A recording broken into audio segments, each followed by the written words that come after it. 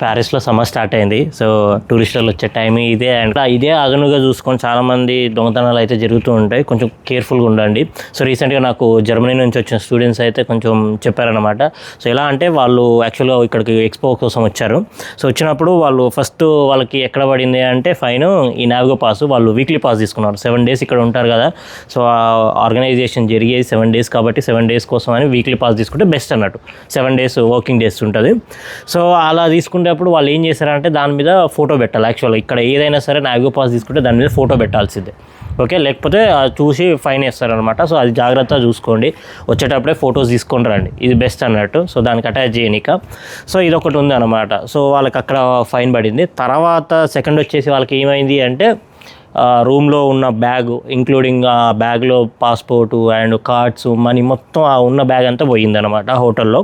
So అక్కడ ఏమైందంటే వాళ్ళు డోరు లాక్ చేశారా లేదా అనేది తెలియదు అనమాట. సో మర్చిపోయారు. సో చేశారో లేదో కూడా గుర్తులేదు వాళ్ళకి. సో అలా ఉండే అనమాట.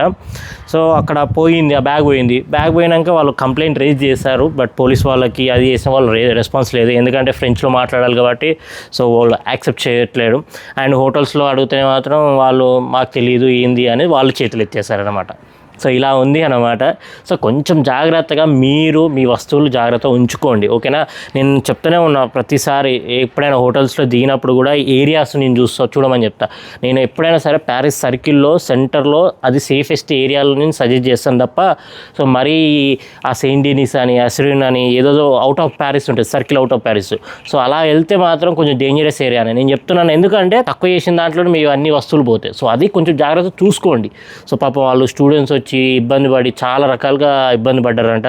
సో మీకు అందుకే చెప్తున్నాను, కొంచెం జాగ్రత్తగా ఉండండి. మీ వస్తువులు మీరు చూసుకోండి, మీ క్యారీ చేయండి. అన్నీ మీ దగ్గరలో ఉన్న డోర్స్ లాక్ చేయడము అవి ఖచ్చితంగా చూసుకోండి.